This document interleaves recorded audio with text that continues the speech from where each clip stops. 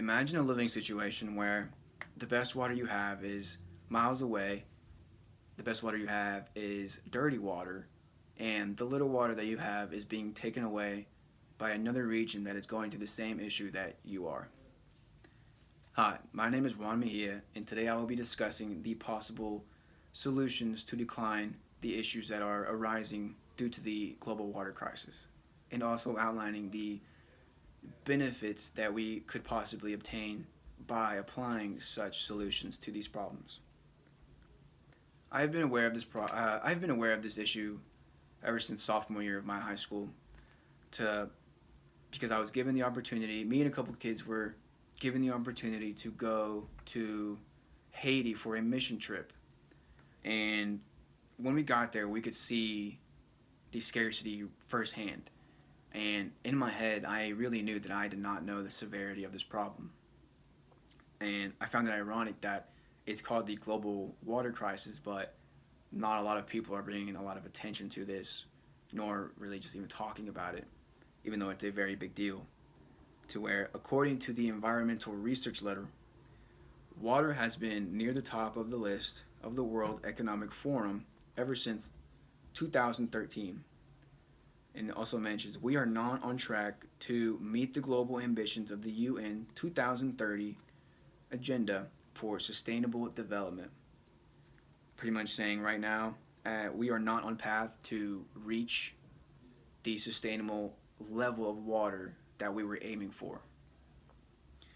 And to really understand the solutions that could be applied to these problems, you would have to understand the issues that are arising due to the global water crisis. And one issue we have noticed that has arisen from this issue would be the expansion of water scarcity throughout regions, to where it's gone to the point to, according to the World Wildlife, approximately 1.1 billion people worldwide lack access to water, and a total of 2.7 billion find water scarce for at least 1 month of the year. Another problem we have seemed to be more public would be the spike in waterborne disease fatalities, which is really people dying due to waterborne diseases, which is them drinking unsafe water that has just bad bacteria, bad cells that could really just get sick and could possibly be fatal to you. A third problem we have seen would be the engagement of water wars, which would be another water scarce region coming to another region and taking their water from them. This has become such a problem according to the United States National Library of Medicine and National Institute of Health, water scarcity alone is frequently the cause of armed conflict over water, with disputes concerning environmental and resources issues. And so a couple of solutions that could possibly decline these problems into a permanent solution would, one, be the governing of our water.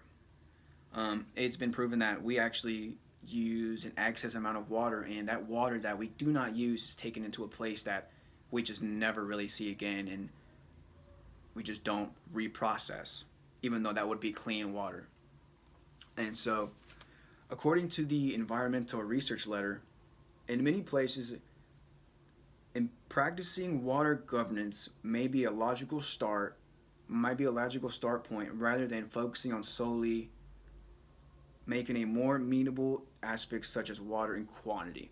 Pretty much saying we need to worry more about how we are wasting our water and using our water, instead of just trying to fix the water that we already have now, because that water will still be wasting the same amount of water, even though it's healthier.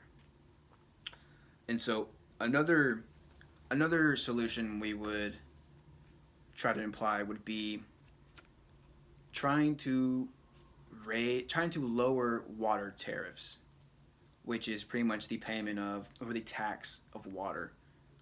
And this would mean expansion of clean water to water scarce regions. And so they wouldn't have to drink the dirty, unfiltered water that has bacteria and anything that could uh, create those waterborne diseases. And so this is actually, according to the Center of Disease Control, water sanitation and hygiene has the potential and to has the potential to prevent at least 9% of the global diseases burden and 6% of global deaths. And so really the expansion of clean water would help in many ways. Just really just the decline in deaths and diseases obtained would just decline. And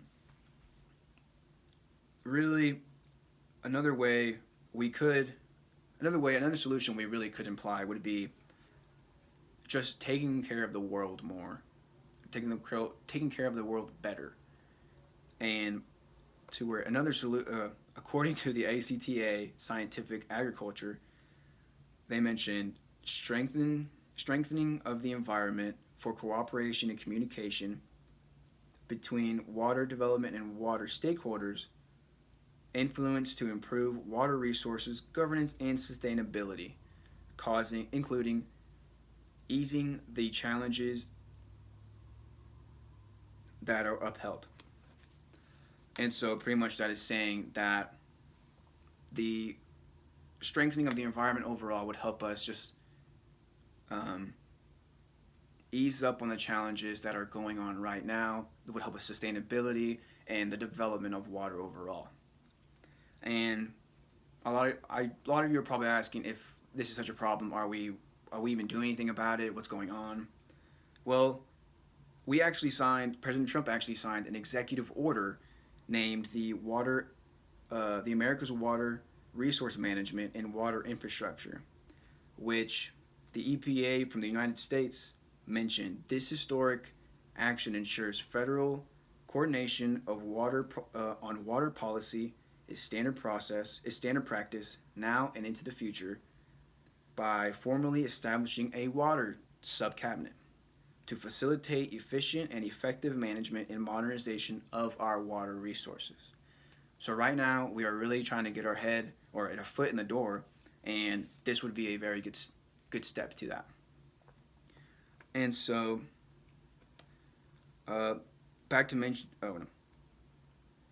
Now you're probably asking yourself, well, if we actually doing this, does it actually help? Is it actually benefiting? Well, according to the environmental research letter, the upside to this hard work is that investments can often yield specific tangible impacts, like improved water provision for local communities, recovery of threatened freshwater species. So pretty much this would help the water community and like the fish in the water, and also the water scarcity regions that do not have this much water.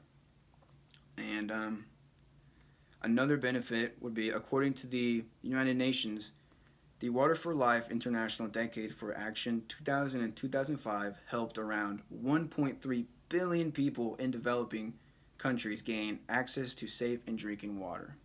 So this has actually been proven to actually help millions of people in just 10 years. And this is just the government doing this. And so I hope you see that this is a big problem, but we have the solutions, and it's not only up just to the government. Even we could have a take in this. We could have a part in trying to help and decline this big global water crisis. And you're probably asking yourself, well, how can I do this? Just how? Well, step one of trying to help out is educating yourself on this issue and really understanding how this issue works and how you could possibly take action of it. Another action you could do would be trying to participate in profit organizations or nonprofit organizations, such as there's an organization called Blood for Water organization, where this organization that is nonprofit, and it actually helps get safe and clean water to those scarce regions in Africa, to where they have helped around 1.3 million people. And so these solutions are right in our hands. And so I hope you can see from this presentation that it's not only up to the government, and that even we can do something. And so